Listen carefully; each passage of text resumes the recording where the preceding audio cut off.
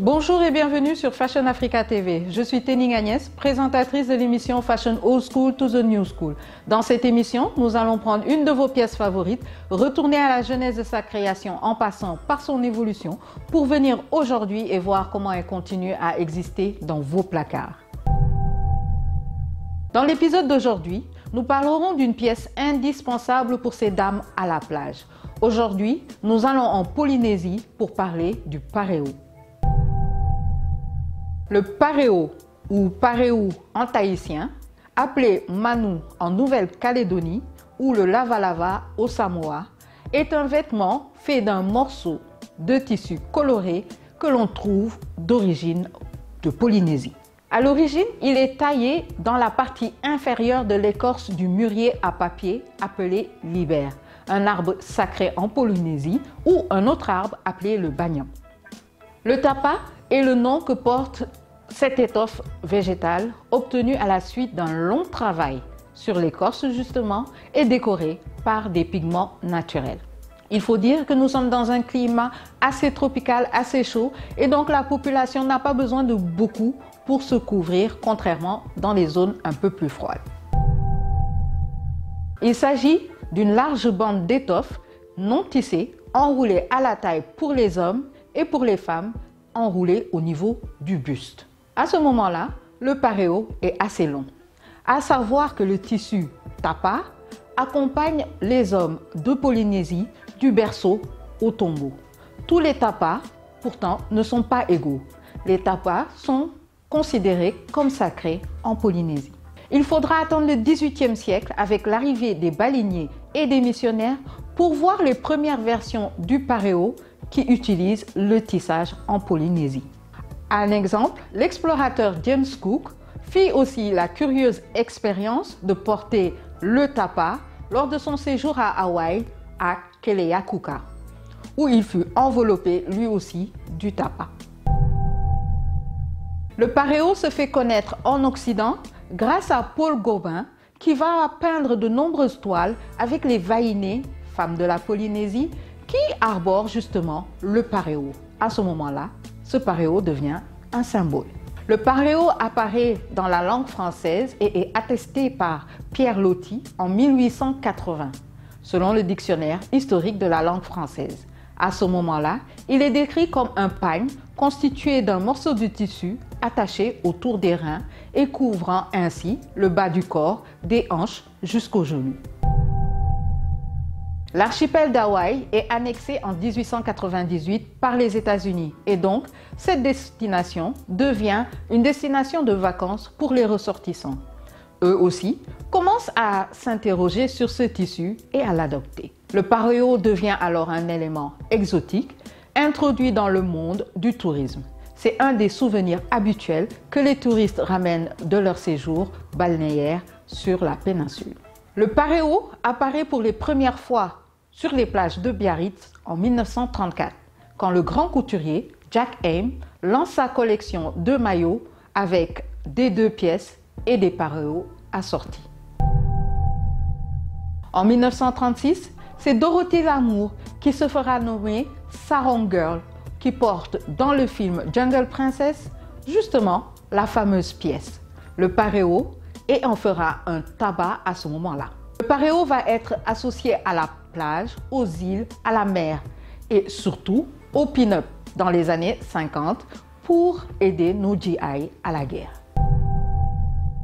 Dans les années 50, c'est le Club Med qui va mettre en avant le paréo. Effectivement, ils utilisent ce vêtement pour promouvoir la destination de la Polynésie et des îles liées. Cette idée viendra de la seconde épouse du créateur même de Club Med, Claudine Blitz. Toujours dans la même année, il est important de parler des pin-up qui vont elles aussi, à la plage, mettre le paréo. À l'époque, le paréo est plutôt léger et dépasse rarement les mi-cuisses. En 1970, ce sont les hippies qui vont s'approprier le paréo. Effectivement, là aussi, on va créer l'amalgame avec le sarong qui est plutôt originaire d'Inde par rapport au paréo qui nous vient de la Polynésie. D'ailleurs, c'est là qu'on commence à mixer justement le nom paréo et sarong. Dans les années 90, ce sont les années du paréo. Ce sont les années de la gloire même du paréo. On porte le paréo partout, normal. Nous sommes dans l'ère du boho chic et la tendance du crochet, des matières légères, prend le dessus. Bien sûr, le paréo lui aussi est mis en avant. Effectivement, la femme de l'époque recherche à séduire de façon naturelle. L'image de la fille des îles naturelles prend le dessus. Le tissu est très léger, le crochet, la broderie prennent le dessus sur le paréo. Et à ce moment-là aussi, il y a une marque qui va être mise en avant, Zadig et Voltaire, qui comprend la tendance et propose une version du paréo boho chic. Bien sûr, ce sont toujours les stars qui vont mettre en avant cette tenue au niveau de la plage.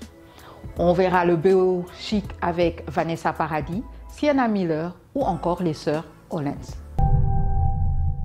Toujours dans les années 90, on voit évoluer le paréo. De nombreuses formes de paréo commencent à voir le jour et surtout la jupe paréo qui va faire un boom et qui est toujours un indispensable aujourd'hui. Cette jupe peut être portée en journée, en soirée et les tissus sont très inspirés des paréos mais restent tout de même de très bonne qualité.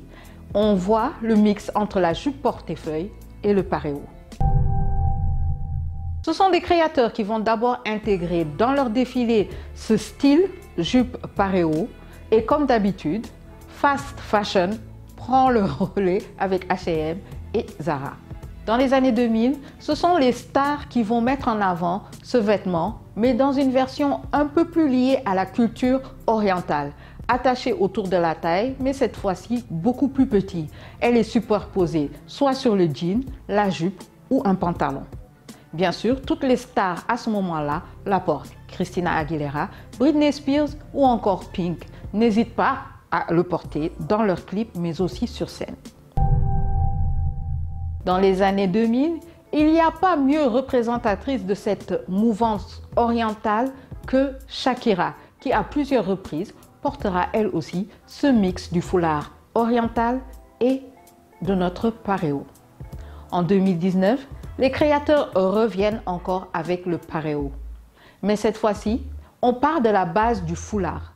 Effectivement, les plus grandes marques proposent un foulard en soie XXL et avec des motifs d'origine pour Dior, avec des motifs beaucoup plus travaillés pour Yves Saint Laurent. Des marques comme Chloé et Gucci proposeront eux aussi ce carré pour nouer au niveau de la taille. À ce moment-là, on voit toutes les stars porter cette marque partout. Il faut savoir que l'une des marques les plus connues à ce moment-là devient Jacquemus. En 2022, Jacquemus va remettre en avant le paréo. Effectivement, il est connu pour ses collections d'été. Il propose un paréo long, toujours dans cette mouvance du carré foulard. Ce maillot plus le paréo fera un tabac tout au long de l'année 2000.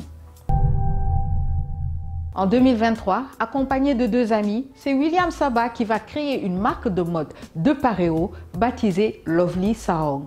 Là, on va avoir pendant toute une été l'unanimité du paréo de Lovely Sarong. En 2024, le paréo reste un vêtement indispensable pour l'été. La fast fashion propose différentes tailles, différentes formes, différentes textures. Et les stars, chaque année, n'hésitent pas à nous montrer les tendances dans les stations balnéaires. Cette tenue très traditionnelle est passée de la Polynésie pour devenir dans le monde entier un indispensable pour les tenues d'été. Comme dans chaque épisode, je vais vous proposer deux paréos. Le premier de chez Emilio Pucci, très classe avec des motifs en mouvement. Il est connu d'ailleurs pour ses paréos qui peuvent être portés en jupe, paréo, et avec des talons et une chemise blanche pour vos dîners ou vos dates. Bien sûr, comme toutes les marques de fast fashion, je vous proposerai celle de chez PLT, très légère avec le maillot de bain assorti qui sera très bien pour toutes les plages du monde. Voilà, c'était tout pour moi aujourd'hui. J'espère que vous avez appris beaucoup de choses sur le paréo et surtout que vous en avez un dans vos placards. Je vous dis à très bientôt pour le prochain épisode sur Fashion Africa TV.